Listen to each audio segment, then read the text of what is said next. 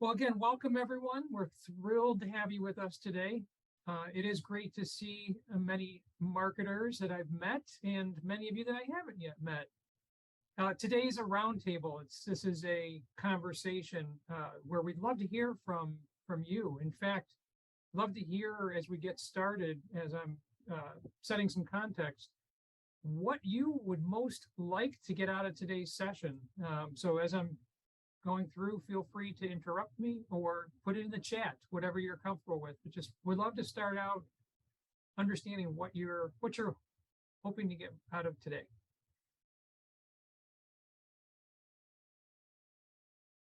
So we have an incredible group of curious marketers and leaders here today. This session today continues our roundtables that we started a couple years ago at the beginning of the pandemic. The topic today is centered around what we're experiencing with data privacy and the impact on organizations and marketers. And we're going to dive in shortly, but first I just want to cover a couple ground rules that may be helpful as we go through. So we ask that while you're listening, if you could please remain muted and unmute yourself when you're ready to jump in. This will help with the overall audio quality. And if you're able to do so, if you're not on video, we'd love to see you to be able to put a face with the name and the voice so we can better engage. Any technical troubles, please use the chat feature. We'll be happy to help you. And finally, ask that you stay engaged. As I mentioned, this is a roundtable. We're going to cover a few items up front. We have plenty of time, though, and have designed this in a way to make this as conversational as possible. I'd like to share a little bit of information about our panelists today. I'll start with Erika Wagner in the top left. Erika is a paid media strategist at Fathom. She, as I can attest to firsthand, working with her every day, loves mining data, loves finding insights within data that help guide strategic conversations and results. She's spent a decade in digital marketing, helping brands across a range of industries, driving impact to their strategies and their results. At Fathom, as a paid media strategist, she helps some of our clients, our largest clients, with their advertising impact. Next is Ryan Ricci from Google. We're excited to have Ryan with us today. Ryan's a 20-year veteran of the media and ad tech space, having worked with many early stage startups, as well as traditional radio and TV. Before he joined Google, he worked with Lear Ventures and launched Now This News as part of as VP of Sales and Partnerships. At Google, Ryan's worked across top CPG brands like ABI, Hershey, Diageo, and Heineken.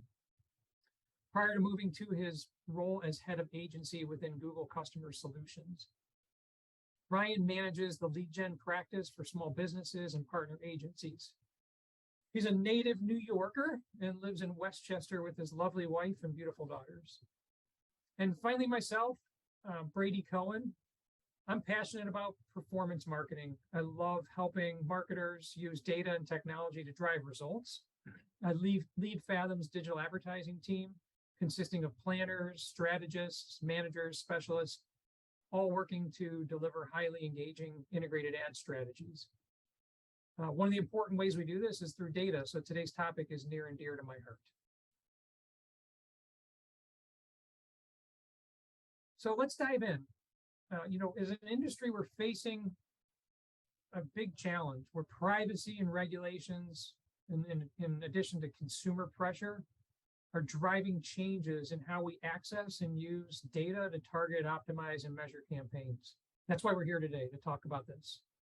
We're going to throw a brief poll on the slide on the screen. If we can get your participation, would be wonderful. Would love to just give us a sense of your overall familiarity with this topic. Your answers are completely anonymous. How familiar are you with today's topic?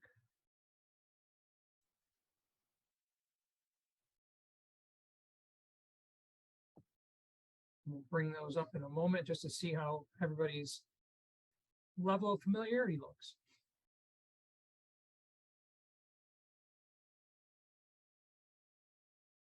So it looks like everybody has some level of familiarity, combination of both very familiar, but the majority at somewhat familiar. So that's good. I think then you're in the right place. This topic should help you become more than somewhat familiar and start some conversations. To finally set some context, to set some additional context, I'd like to just look at this timeline with you. This, I think, helps go back a couple of years and then looks out the next couple of years as to what's going on. There's some acronyms on the slide that many of you should be familiar with, like GDPR and CCPA. These were some of the privacy regulations that really got us started, both in the European Union and California over the last several years. I think we're all probably familiar with the changes that Apple implemented last year with the release of iOS 14.5 and app tracking transparency. This year, Google has introduced Topics API. And then the big change that'll be next year is the deprecation of third-party cookies within Chrome. And finally, many more states following suit to what California has done with pending implementation of further regulation. So I'll pause here for a moment and would ask Ryan if you could just share any top-level thoughts around the prevalence of third-party cookies today and what you're seeing today as we're starting to move closer to the deprecation of third-party cookies. Yeah, thank you for the question, Brady. So third-party cookies are everywhere, right? Third-party cookies were the scrappy answer to digital's early beginnings in terms of being able to track this kind of nascent medium. And they just proliferated from there. There were bad actors, there were clean sources, there were companies brought public solely on providing this service. But what we are seeing is, I do believe Google and other premium channels are leading the way in terms of listening to consumers who have basically said, especially during COVID, this was loud and clear, I want to know what you're doing with my information. I want more control over what you can do with my information. And I don't want to be tracked as narrowly as I have been. So as much as it was the year of mobile for 20 years, I feel like we have entered into the year of measurement and the year of cookie deprecation.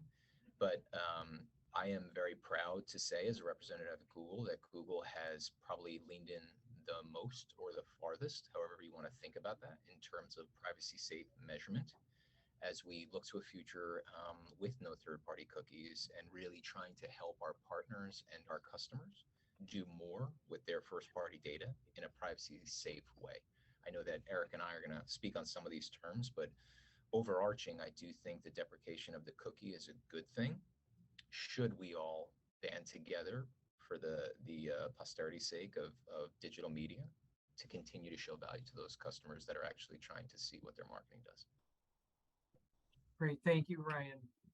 All right, Erika, I'd like to ask if you could help us break this down. So we've covered the big challenge and the timeline, and Ryan's helped set the context. Let's break it down further into what this means for us and action items that we're recommending. Yeah, thanks, Brady. So all these regulations and all these changes and getting rid of cookies, what it really comes down to is that this is really going to have an impact on the way that we're implementing and measuring our digital marketing in the future. And that's across all channels.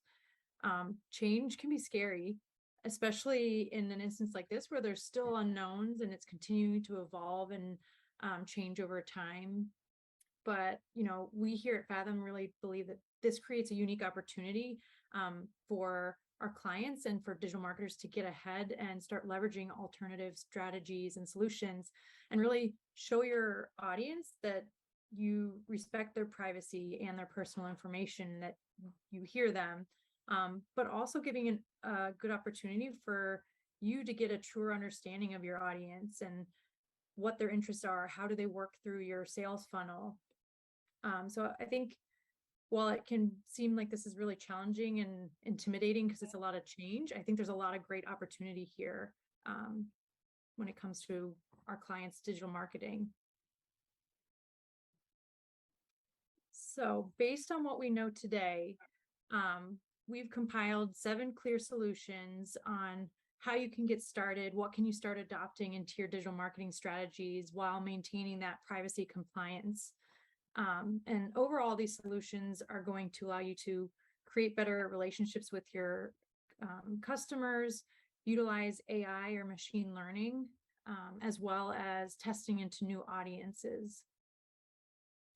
So, like we said, with third-party cookies going away, it's going to be even more crucial to be self-reliant and utilize your own first-party data.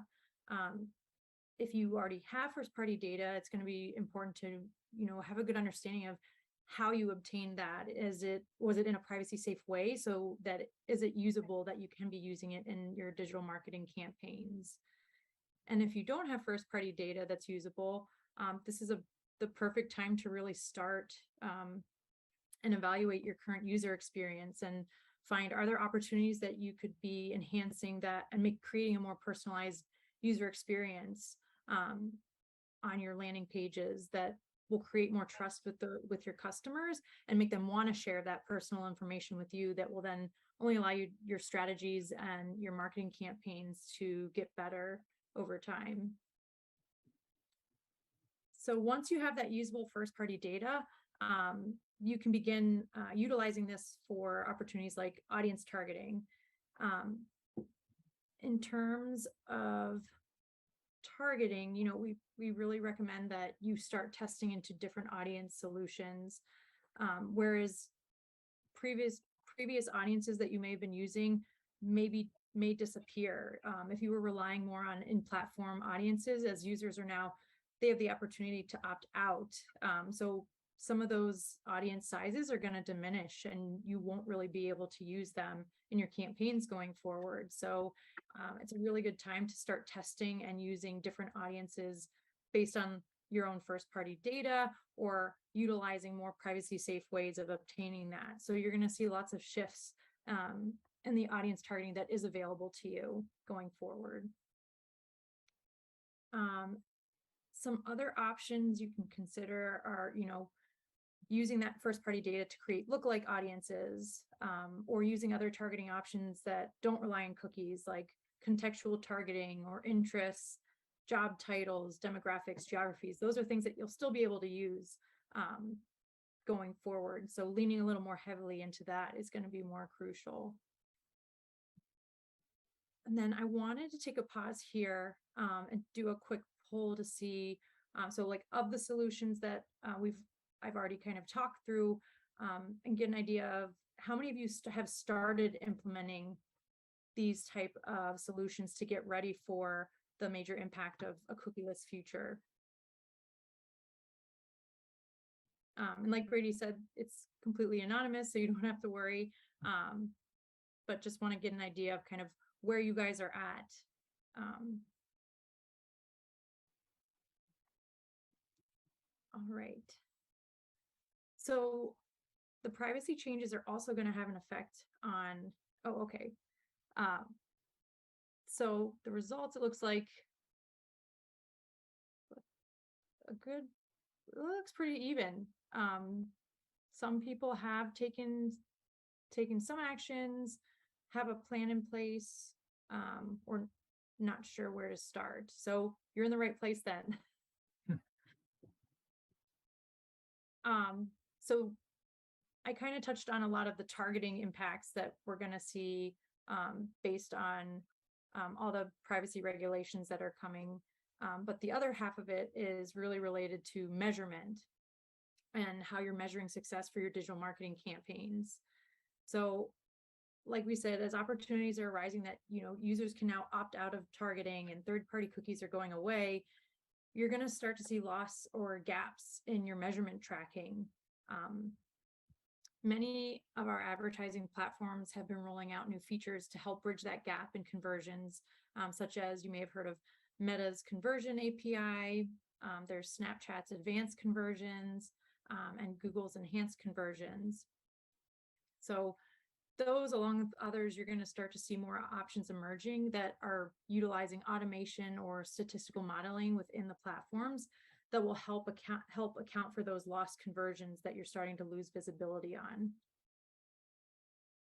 A third option to consider in terms related to measurement.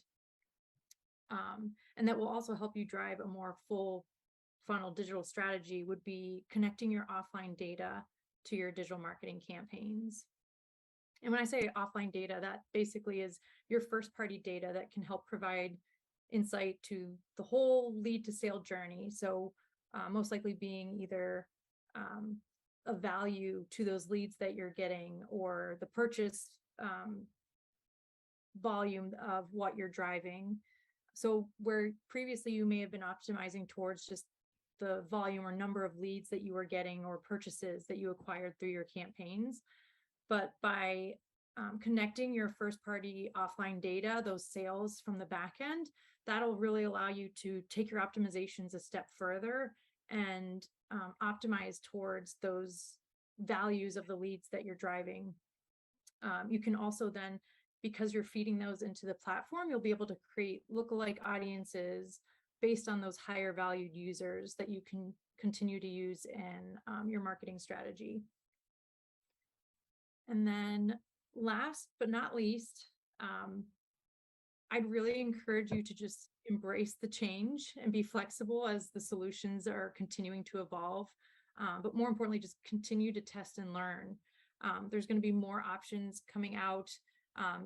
Like we said, your targeting availability is going to change. So continue to test and learn to see what works best for your brand as things continue to evolve.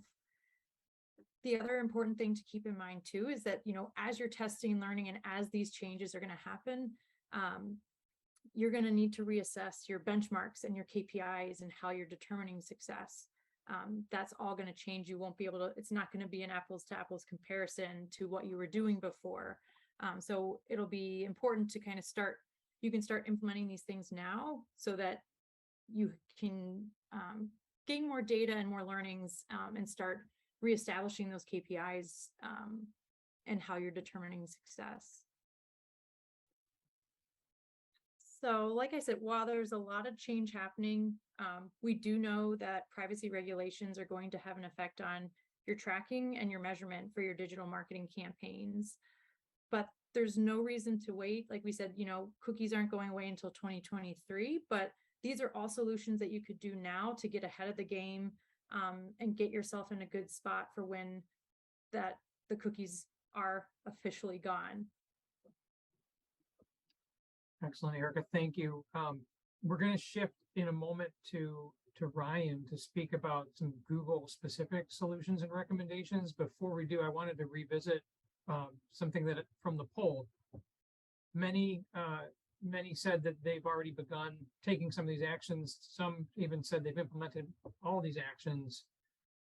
I would love to hear, staying true to the roundtable, I would love your participation. I would love to hear from our guests.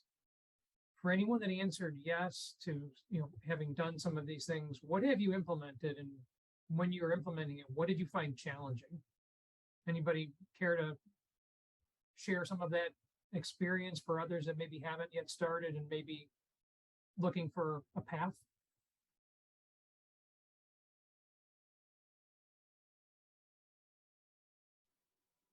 A brave soul.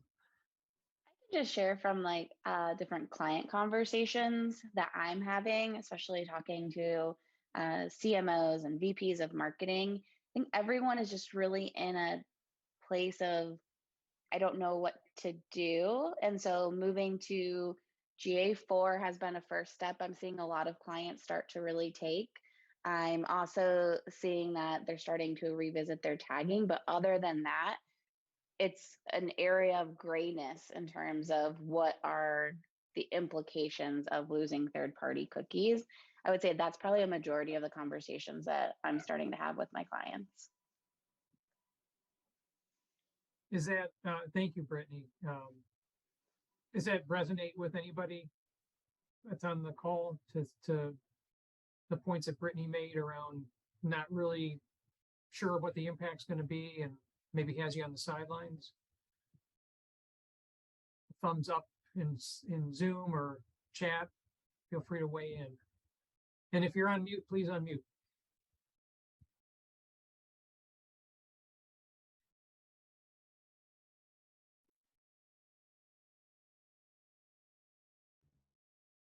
All right, well, we are going to shift now to Ryan. So Ryan is going to share from Google's perspective, some solutions and things that you can take away, actions that are tangible that you can take away and begin implementing in the campaigns that you are currently running through Google. Thank you. So first and foremost, change is scary. And without an extremely prescriptive plan, most of us are kind of left standing here saying, I don't know how the hell this is going to hit me, and I'm not really sure which is the first step to take. And I'm sure the lack of response from most of the folks on this call to the previous question is an indication of that. And as a marketer, someone who's worked most of his life outside of Google, I know how scary that reality is, especially when large partners that we all tend to pull from make changes that are happening to us versus in concert with us. So having said that, I wanted to share a little bit today in terms of kind of what we could all do together, especially in partnership with Fathom, to get set up for this near future. Again, we're looking at cookies going away in 2023. That might get moved back. Neither Erika nor I can say precisely the date because sometimes it moves, sometimes it doesn't. But what we both feel very comfortable saying is that it is coming and it's not going to reverse itself. And this is something that we want to build the boat ahead of the flood. So we really think of it in three key buckets, right? Number one is build, two being measure, and three being activate.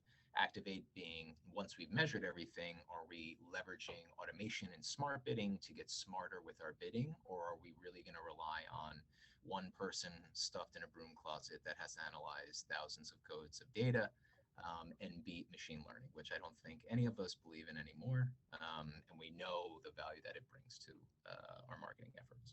So when we say build, this is the first part in terms of leveraging the one Google tag.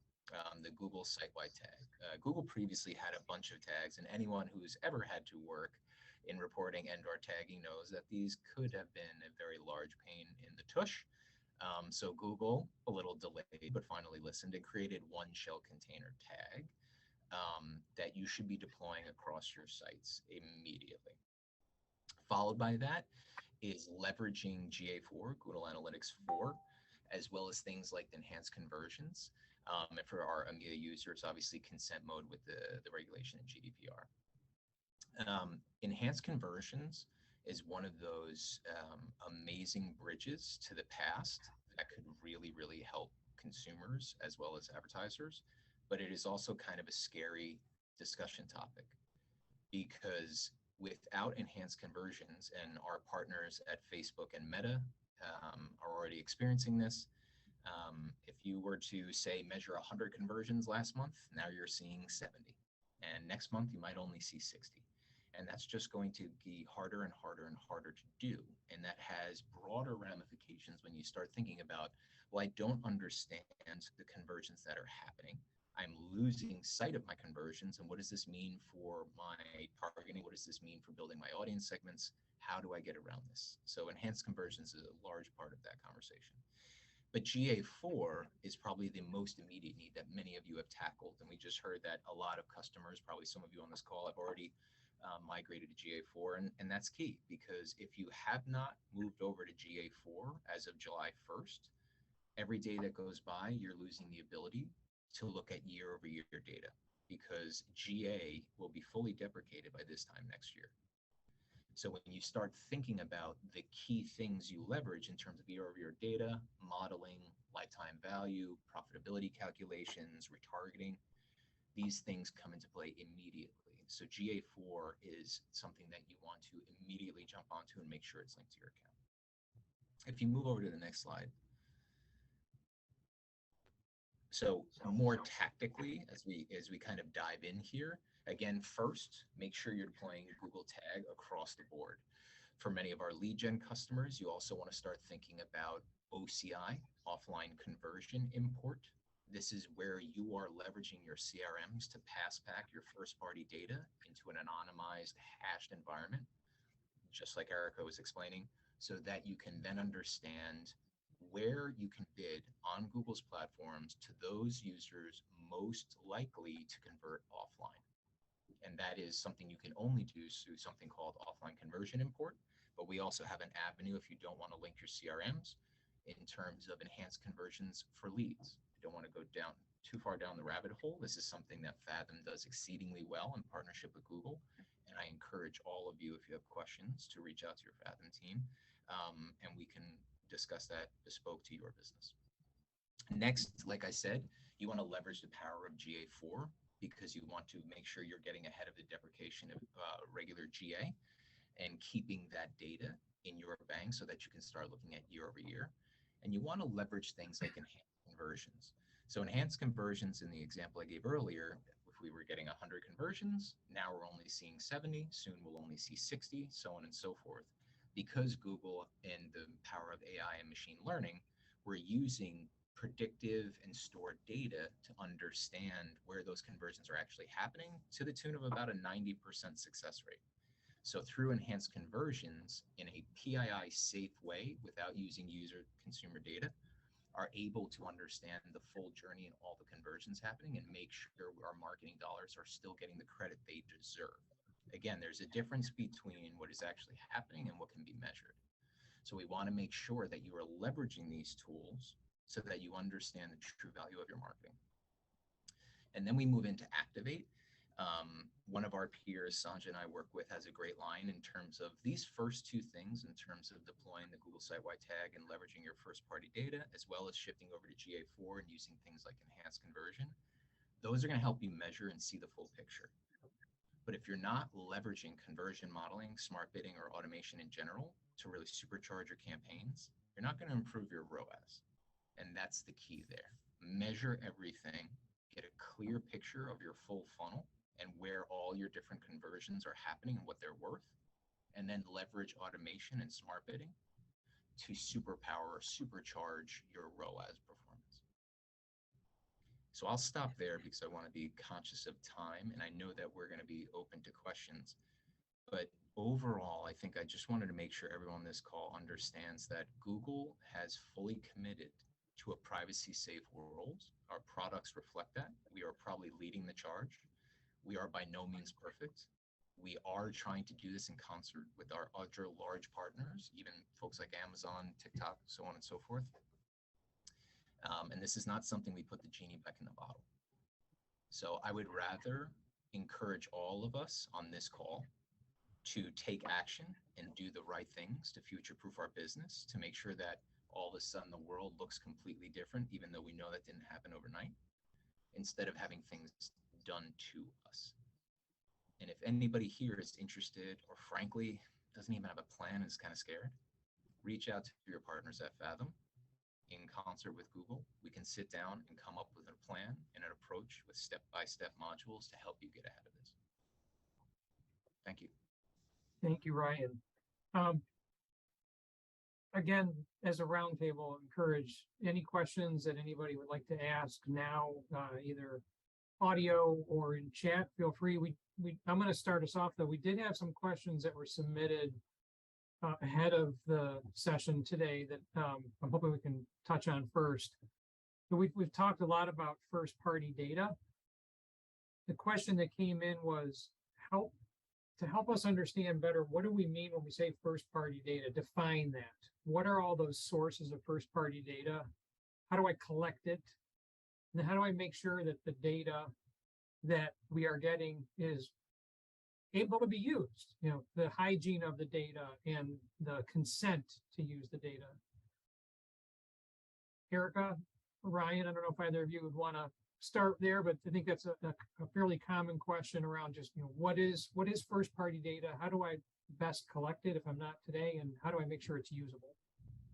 I can jump in, Erika, and please expand on my answer. I've always been kind of a dope when it comes to some of these technical terms, and I've had people explain it to me 1,000 times. So the way that I remember first-party data best is anything that helps me identify the unique you. So any way that I understand that it's Ryan versus Brady versus Erika. And the people and the folks and the businesses that leverage first-party data see this as the currency they trade in. An example of that is massive email lists of people that are looking to, buy a car, massive email lists of people that are looking to, or looking into the best executive MBA program. Telephone numbers and addresses of folks that are filling out forms online that want to have a conversation around, certain kind of maladies or healthcare needs. These are the best ways to capture first-party data in terms of email, phone, address, and obviously there is the financial aspect of credit card information and/or billing. Those are all first-party data tools. But I think my advice, especially for many SMBs that I've previously worked with, as well as some of the largest brands in the world, if you do not have a system in place to capture the first-party data of people who have raised their hand and asked more about your product, you are leaving money on the table. It's not just a retargeting tactic, it is helping inform you, these are the type of people that we're seeing, this is how many we see, this is where we're most sticky, and this is where we're having a real churn problem, be it on our site, on our business, in our stores, or in our offices. Erika, just your thoughts on that. Yeah, I would totally agree. That should be at the forefront of all the strategy and things that you're doing, especially and using that data to at the forefront of your strategies for digital marketing for when it comes to everything.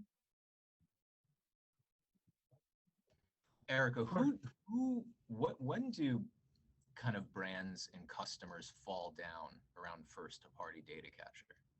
Like, what's a common? I think one of the things for me is they get a bunch of it and they do nothing with it. That's just, you're leaving money on the table. Yeah, and I think that's where it comes back to as well, like tracking the full journey and like seeing where those drop-offs happen. So like getting a better understanding of, like we talked about, using this opportunity to better understand your audience. Like, where are those drop-offs happening? Are they not making it into the funnel that you can capture their data? So using that in order to identify like where those problem spots are, because it can vary by client to client. But that's really the crucial thing, is like understanding what your journey is and have that appropriate tracking or touch points with the audience so that you can understand where those drop-offs are happening. Well, thank you guys. That was helpful in terms of the defining first-party data and how to use it. I'll open it up again to the group. Is anybody finding challenges with either collecting first-party data, or is anybody seeing success using first-party data that they feel comfortable sharing with others today?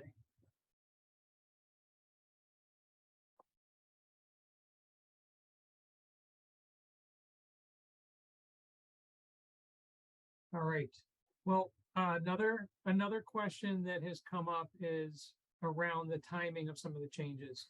So many organizations may not be in a position to begin acting on some of these changes. The question is, what happens if we wait 6 or 12 months before we get started on some of these things? We just don't have the bandwidth to do it now. We're not in a position to do it now. Imagine we're sitting at the end of 2022. The calendar is going to turn. We're getting closer to that day, whenever that is, that third-party cookies go away. What happens if we don't act now? The sky will fall. No. On a serious note, what I said about GA4 is a fact. If you did not implement in July 1st, every day that goes by, you are losing historical data, your access to historical data. GA4 will not be looking back starting July of next year. So by waiting, it's like taking a wheel off of your Ferrari. It looks really, really nice. It's set up to go. Super sharp car. A lot of people will be impressed, but you can't drive it anywhere. You might be able to get it towed and dragged to places, but you certainly won't be able to drive that supercharged engine. And I know that seems a little silly because I just made it up, but it's pretty darn close to the fact, right? I think it was Ogilvy, right? I know 50% of my advertising doesn't work. I just don't know which 50%.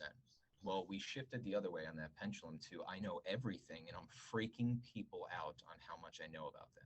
And users said, I don't want this, I don't like this. And now we're trying to get back to that happy medium in terms of every channel I activate: social, digital, digital out of home, connected TV, TV itself, radio, old radio guy. Sorry, I always have to throw radio on it. What is it driving? You don't need sophisticated mixed media models. What you do need is cooperation from your partners to say, I am tracking either an acquisition cost, I am tracking a profitability metric, I am tracking, volume. I need to know apples to apples what each channel is providing. And if you cannot do that in a privacy safe way, I don't know if my money's best spent with you anymore. Because I certainly do not want to, piss off all of my consumers or have a lawsuit brought against me because I'm not adhering to privacy best practices. But more importantly, I am foregoing treasure troves of data that I could have used to model, not only on Google, but on other platforms that helps make my marketing dollars smarter and more efficient. So I think that's what's at stake. Does your business completely collapse? No, I don't believe that. But your marketing efforts all of a sudden will look completely upside down. And I think all of us have bosses we answer to. No one likes seeing a completely flipped conversion chart. And you're going to have to explain why tagging and moving over to GA4 was not a priority, but it sure as hell is now. And it's not just on Google, it'll be across the board. Brian, that's so helpful. And I think something that comes to mind, like just to throw a question back at you that I'm really curious about is we talk a lot about how it's going to look different for us internally, right? Yeah. Numbers could be 70, could be 30. We have no idea, right? We have to start testing. But from our customers' perspective, how do you anticipate that changing? So we listen to them wanting a change in how we're using their data. What's it going to look like from, I don't know, I'm shopping? Like, do you think they're going to notice a difference in their experience? I think we already have. Those of us that have used social media for a business purpose versus a private purpose, we've seen results completely fall. Facebook warned everyone it was going to happen in terms of what these changes mean to Facebook's ability to show conversion and value. But I think for the consumers, you're going to see a pleasant quid pro quo in terms of thank you for not super tracking me. I'm not as freaked out. But when you do things the right way, here's all my information that I'm willing to give you. And I think the partners that understand we trade in information and we trade in consumer data are going to have to get more sophisticated about how they chop up that data in terms of using it as signals. So for example, I went to buy my wife a piece of jewelry at a store here in New York that she doesn't know much about, but every time I buy something there, I get the thumbs high. So I keep going back. And they flat out ask me, can we have an email and a phone? And I tell them no. And about 6 months ago, I told them yes. And they have never called my home. They've only called my cell phone. They sent me an email, and the first email they sent me was this in error? Did you really want us to email you? It was kind of cute. It was kind of kitschy. And I said yes. And now I get extremely tailored offers to the purchaser of women's jewelry. That was so well done that I want to keep going back to this place, even though my wife does not buy a lot of jewelry or wear a lot of jewelry. But think of how well that strategy was executed. How much of your data can I use? What is your preferred contact method? Were we pushing in store and you were forced, or you felt awkwardly like you had to provide it? And you're just the purchaser, you're not the wearer. Is that correct? And because I felt tailored to, and because it felt less obtrusive, I was very okay to continue on that path.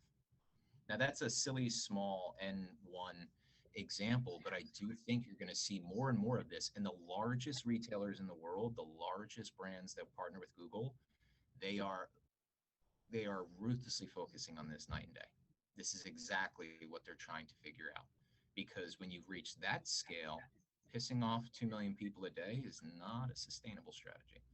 And I know that there's very smart people at all the other terrific channels that are trying to figure this out as well. And I want to make sure everyone in this call understands, I'm trying to speak as a marketer, not just a Googler, because I know for a fact our partners at Meta, our partners at Amazon, our partners at Netflix, so on and so forth, we're trying to figure this out, but we're all committing as a consortium to a privacy-centric world where cookies is no longer the answer and first-party opt-in data is the only thing that can really be traded. Does that answer your question, Brittany? Yeah, that was great. I think it's just important that we're looking at both sides of it because we're quick with this amount of change to go like, oh no, what's this mean for us? It's like, well, no, it's not about us. Like we have to work through it, but we're doing this because of our customers.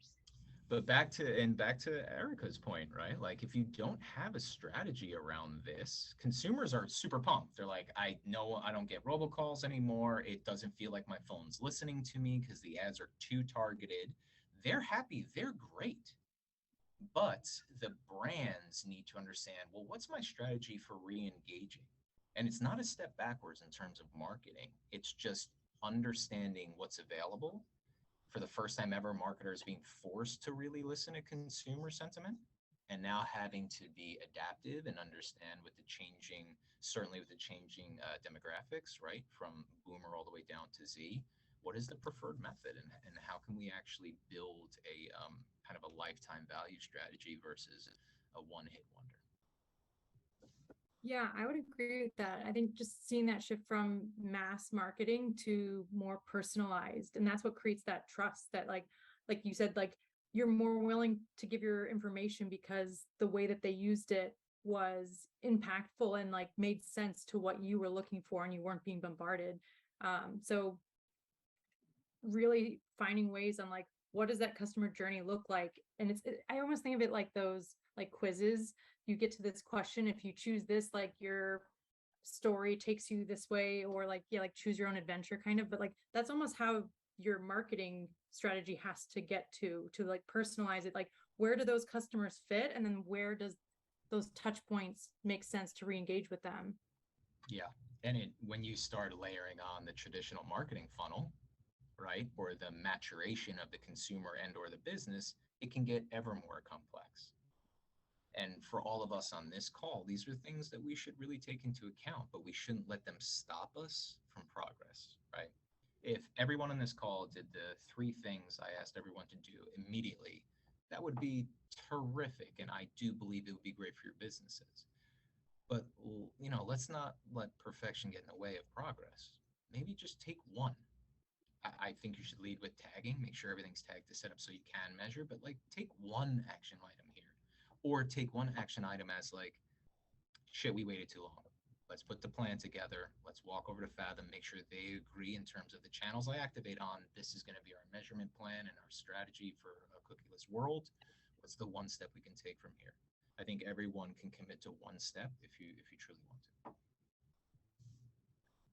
That's great. I think shifting gears a little bit, but building on what you're saying, as we kind of close in on our last few minutes together, I'd love to hear predictions. Imagine we're sitting here 5 years out, 10 years out, and this is for anybody. Maybe Erika, Ryan, you're going to lead us off. What do you predict this conversation is like in 5 or 10 years? What are we talking about as it relates to privacy and marketing?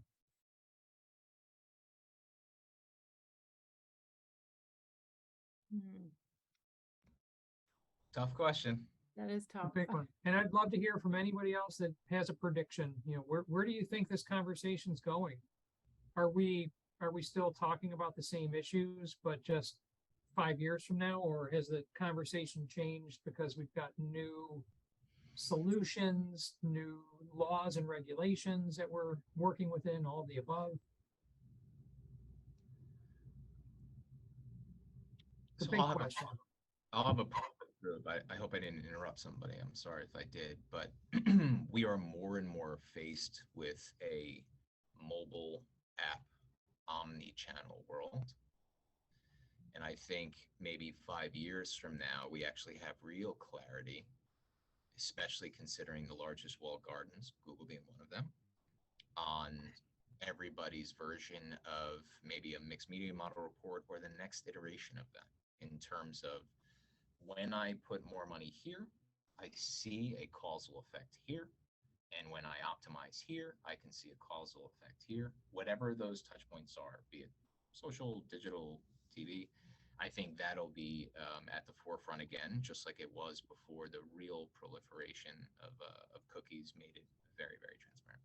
Because if we're going to operate in a privacy-centric world, innovations, perhaps companies or technology is going to have to catch up in terms of showing marketers an omni-channel focus, as well as what happened in store that was driven from digital and or television. From my perspective, that I see show more than 70% of this country wants more regulation around privacy. And so I think we're talking to a bunch of good actors here in this group. Obviously, there's a lot of bad actors out there, and they're not going to stop. So I think we have to be very transparent about what we're doing with people's data, and our government friends know what we're doing with this data, because I'm concerned that the regulation is going to keep coming, and it's going to be very disruptive to what we're trying to do in our work. And I know nobody has a crystal ball about what legislation may be coming, but I think that's a very important part of this puzzle. Yeah, and I think, Richard, that's a great point. I think I share that concern, and I think you've always seen Facebook, Google, and others decide to regulate ourselves before government steps or oversteps. And I think you'll continue to see that trend. I do. I hope. I can't see a world where government dictates every kind of privatization, but there's a lot of things I didn't see coming in the past 10 years. So the point there, though, is I think you'll see sweeping regulation from California over, as we kind of hinted to here. I don't necessarily think that's a bad thing. I think that companies like ourselves and others will adapt in a privacy-focused world. You know, we have, I think, 80,000 engineers, and if we say it's a privacy-safe world, like, we need to make sure we're building infrastructure and architecture that way. And to that point, Richard, GA4 was actually built with this sole purpose in mind. That is why we're deprecating GA, because GA4 has more functionality that is privacy-centric.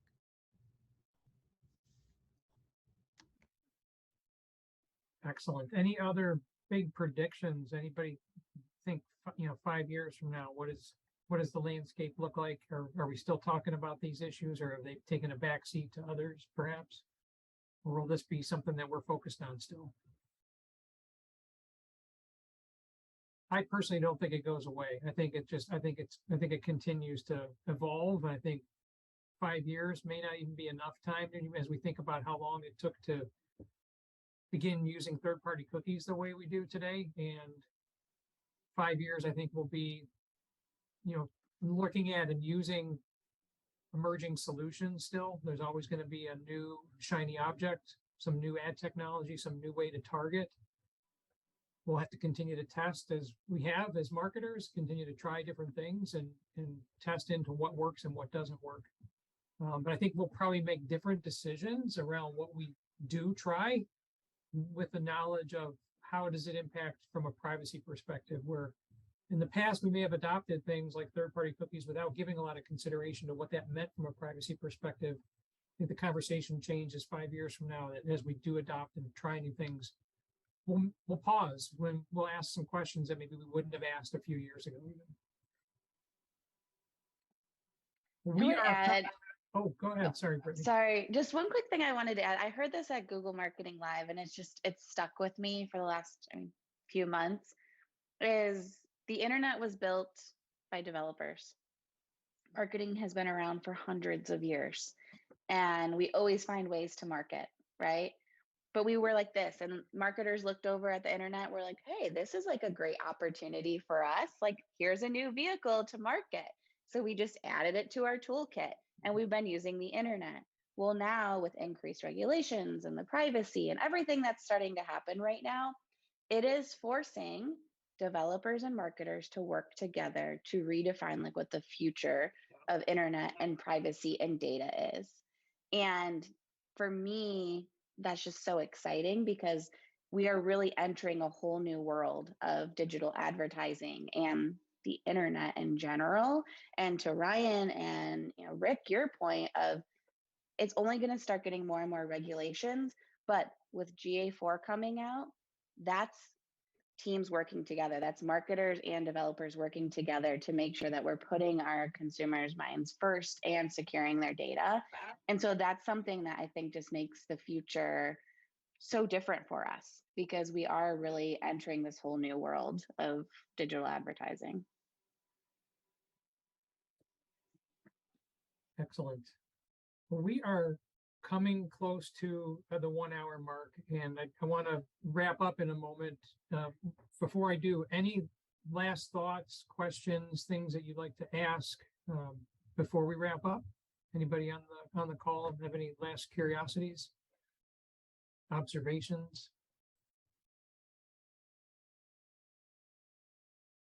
All right. Well, as we wrap up, I would like to first thank everybody for your participation, for being here today, for being with us. Thank you, Erika. Thank you, Ryan. I appreciate your contributions, and it's been fun partnering with you. Brittany, thank you as well for your support and the thoughtful comments and provocations. We are going to follow up with a couple things, an offer for you, and an actionable guide. So number one is we have over the last few months been preparing a guide. We've touched on the 7 actionable steps, but the guide is a more deep dive into what we talked about today, in addition to further details that you can read through at your leisure, and then reach out to one of us at Fathom to have a conversation.